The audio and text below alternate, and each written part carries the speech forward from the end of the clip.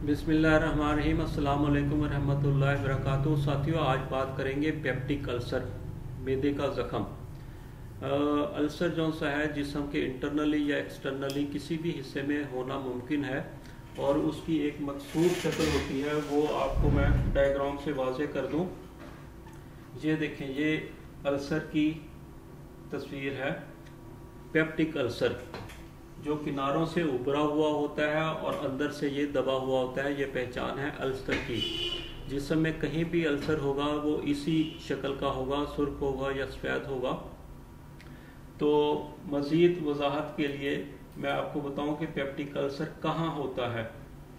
ये सारा एरिया जो सा आपको नज़र आ रहा है स्टमक का, ये सारा एरिया पेप्टिक अल्सर एरिया कहलाता है। और इधर किसी भी जगह पे अगर ज़ख्म हो जाए तो वो पेप्टिक अल्सर ही कहलाएगा। फिर मज़ीद उसकी अक़साम जो सी वो बयान की जाती हैं वजाहत के लिए। मसलन ये जो सी नाली है ईज़ोफेगस, खुराक की नाली है, अगर इस एरिया में ज़ख्म हो जाए तो उसको ईज़ोफेगस अल्सर कहा जाएगा। जबकि ये जो सा एरिया है स्टमक का सारा, अगर इसमें किसी जगह अल्सर हो जाए तो उसको स्टमक अल्सर या गैस्ट्रिक अल्सर कहा जाएगा।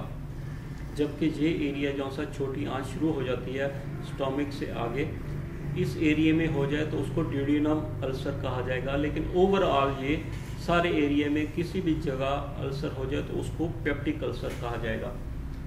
और पेप्टिक अल्सर कैसे होता है, क्यों होता है, वो जानने के लिए इस डायग्राम को आप जहन में रखें। ये आपने देखा होगा गोश्त की दुकानों पे बकरे की ओजड़ी जो सी है उसकी इंटरनली साइड देखा जाए तो उसमें रेशे होते हैं धागा नुमा उभरे हुए, जैसे टावल में या तौलिए के रेशे होते हैं धागे के, इसी तरह रेशे होते हैं इंसानी स्टमक के अंदर भी यही सूरत हाल होती है। ये देखिए, ये रेशे हैं। इन रेशों में म्यूकस सेल्स होते हैं, गैस्ट्रिक ग्लैंड होते हैं और एंजाइम बनाने वाले सेल्स होते हैं, जो ये सब कुछ बनाने के बाद ये खारिज करते हैं स्टमक में और मैदे में खारिज करते हैं। मैदा जो सा है वो खुराक में उसको मिक्स करता है, हरकत देता है। हरकत जो सी होती है मैदे में वो ये मसल्स होते हैं, ये मैदे को ऐसे हरकत देते हैं। हरकत देने से मैदे में जो सी खुराक है और ये जो से जूसेस निकले होते हैं वो मिक्स होते हैं और खुराक हजम होने में मदद मिलती है, प्रोसेस शुरू हो जाता है। ये सारा एरिया मिकोजा कहलाता है। इससे नीचे सब मिकोजा एरिया होता है। फिर मस्कुलर एरिया होता है जिसमें ओब्लिक तिरछे रेशे वाले पट्टे, जिनके रेशे तिरछे हों उनको ओब्लिक कहते हैं। फिर सर्कुलर जिनके गोल रेशे हों और फिर लॉन्गिट्यूडिनल जिनके रेशे लंबाई में हो। बहरहाल पेप्टिक अल्सर को समझने के लिए ये काफ़ी है कि यहाँ से एंजाइम वगैरह, जूसेस और म्यूकस वगैरह निकलते हैं और मैदे में शामिल होते हैं। एक मादा निकलता है, लिक्विड निकलता है म्यूकस। म्यूकस ये जो सी तह है, इंटरनली साइड है मैदे की सतह जो सी है उसको कवर कर देता है म्यूकस, ताकि तेज़ाब जो सा है वो असरअंदाज ना हो मैदे की दीवार से, मैदे की दीवार पर असरअंदाज ना हो। म्यूकस जो सा है वो उसको सारे मैदे को कवर करता है। कवर करने से वो महफूज रखता है तेज़ाब को, तेज़ाब के असर से मैदे की सतह को। अब मैं अर्ज़ करूं कि पेप्टिक अल्सर होने की सिर्फ दो वजूहात हैं। अगर उनको समझ लिया जाए तो सारा टॉपिक जो सा है वो समझ आ जाता है। पहली वजह तेज़ाब का बढ़ जाना, तेज़ाब का बढ़ जाना और वो मैदे की दीवार को मुतासर करे तो अल्सर हो जाता है। दूसरी वजह ये म्यूकस जो सा मैदे की दीवार को इंटरनली जो सी सतह है मैदे की उसको कवर करता है म्यूकस, उसकी मिकदार का कम हो जाना दूसरी वजह। ये दोनों वजूहात बैक वक्त या अलग अलग वाक़या हों तो मैदे का अल्सर होने के चांसेस हो जाते हैं और मैदे का अल्सर जो सा है वो हो जाता है, पेप्टिक अल्सर हो जाता है।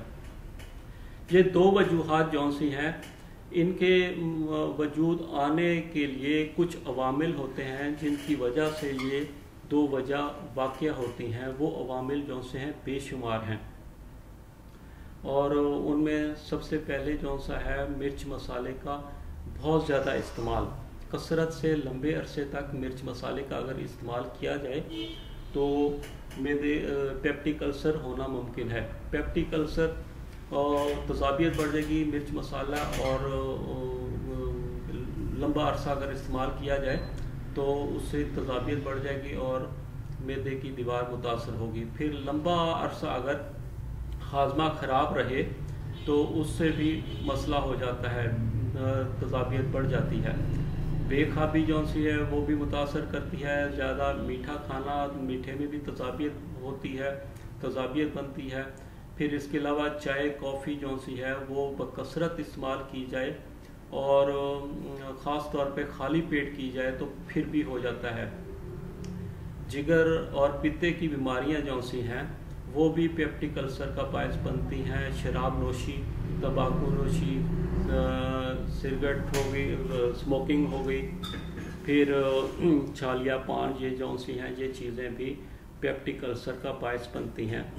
सोडा रंग बिरंगी बोतलें जो सी हैं इस्तेमाल की जाती हैं वो भी पेप्टिक अल्सर का बायस बनती हैं, वो भी एसिड होते हैं। वज़न कम करने के लिए इस्तेमाल करते हैं तोड़ के लोग कि वज़न कम हो जाए, वो भी एसिड टाइप मेडिसिन इस्तेमाल करते हैं। करेले का पानी पी लिया या सिरका वगैरह गिलास भर के आधा गिलास पी लिया। फिर नींबू का पानी ख़ास तौर पे सुबह निहार मुँह इस्तेमाल किया जाता है। मैंने मोटापे की वीडियो में अर्ज़ किया था इस सिलसिले में, वज़ाहत से वो वीडियो आप देख सकते हैं। तो वो भी एसिड बढ़ा देते हैं। सुबह स्टमक खाली होता है और उसमें एसिड भर लेना बहुत नुकसानदेह होता है। फिर इसके अलावा एक बैक्टीरिया होता है एच पाइलोरी, वो भी मैदे की सतह को मुतासर करता है। वो असल में जब अटैक करता है तो म्यूकस की सतह को फाड़ता है और मैदे की सतह जो सी अंदरूनी इंटरनली सतह है उसको अफेक्ट करता है और तेज़ाब जो सा है वो भी मैदे की उस जगह को मुतासर करना शुरू हो जाता है। उसमें सोजिश पैदा होती है और फिर अल्सर बनना शुरू हो जाता है। अर्ज़ करूँ वो पेन किलर मेडिसिन जो सी है वो ख़ास तौर पे बहुत ज़्यादा नुकसान देती हैं और पेन किलर मेडिसिन से तजाबियत बहुत ज़्यादा बढ़ जाती है और ये जो सी म्यूकस की तह है वो कमज़ोर पड़ जाती है और अल्सर होने के बहुत चांसेस होते हैं। पेन किलर मेडिसिन कभी भी खाली पेट नहीं लेनी चाहिए और अगर ली जाए तो पानी का इस्तेमाल ज़्यादा करना चाहिए। फिर ज़हनी दबाव और ज़हनी कैफियत जो सी है वो उनका बड़ा अमल दखल है और उससे की वजह से जो सा टेंशन जो सी जहन पे सवार हो जाती है उसका मैदे की तजाबियत के बढ़ाने में बहुत किरदार होता है और अल्सर होने के चांसेस होते हैं।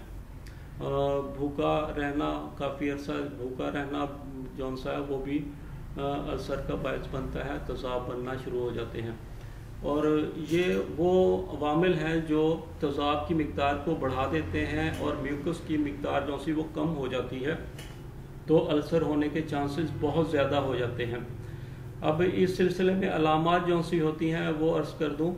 सीने में जलन होती है, लाजमी बात है, तजाबियत होगी, सीने में जलन होती है और जलन के साथ डकार आते हैं, पेट में हवा बन जाती है, स्टमक में जो सा शदीद दर्द होता है।